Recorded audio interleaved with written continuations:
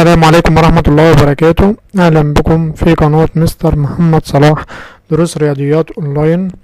هنبدأ النهاردة يا جماعة هنحل اختبر نفسك حد الدرس الخامس رياضيات الصف الثالث الابتدائي. متنساش تسمي الله كده، ابدأ بسم الله وصلي على النبي. متنساش تدعمنا بلايك للفيديو واشتراك للقناة وتفعل زر الجرس عشان يوصلك كل ما هو جديد. لك اختر الإجابة الصحيحة. 2 متر بيساوي كام سنتي؟ احنا عارفين ان المتر بيساوي 100 سنتي، تمام؟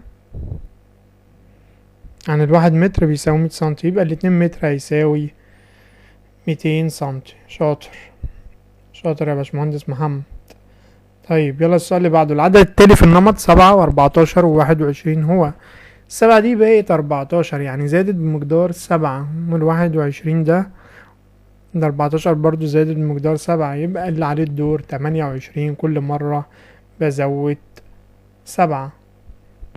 بقولك العلامات التكرارية تمثل العدد. يلا عد. 1 2 3 4 تمثل العدد 4. تمام. بقولك الوحدة المناسبة لقياس طول المنزل هي متر. شاطر. بيقولك حوط التقدير المناسب لطول كل مما يأتي. الشجرة دي بالسنتي ولا بالمتر؟ يبقى 2 متر، 2 متر. تمام. الخشبة الصغيرة دي أو العصا دي بالسنتي 50 سنتي. دي 3 سنتي ولا 2 متر؟ لا بالسنتي، صغيرة خالص. طيب الشاشة، واحد هيقول لي متر، لا الشاشة بالسنتيمتر 70 سنتيمتر. فرشاة 15 هي بالسنتي بس هتبقى 15 سنتيمتر ولا 80 سنتيمتر؟ لا 15 سنتيمتر يا مستر. شاطر. ده أكيد بالمتر، زي اللعبة اهو بالمتر، 2 متر. تمام. بيقول لك السؤال رقم 3. استخدم المسطرة في قياس أطوال كل مما يأتي.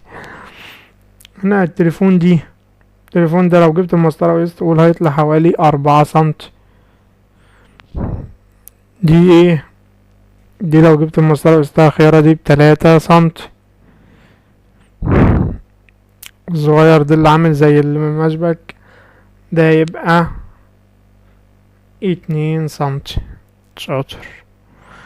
كده نكون خلصنا النهاردة درسنا. متنساش تدعمنا بلايك ويعمل اشتراك للقناة وتفعل زر الجرس، ودعمنا بلايك وتابعنا على صفحتنا على الفيسبوك مستر محمد صلاح دروس رياضيات اونلاين.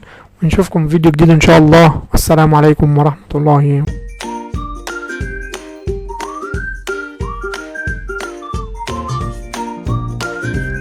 السلام عليكم. لا تنسوا الاعجاب بالفيديو والاشتراك في القناة تشجيعا لنا لنستمر بنشر المزيد ان شاء الله.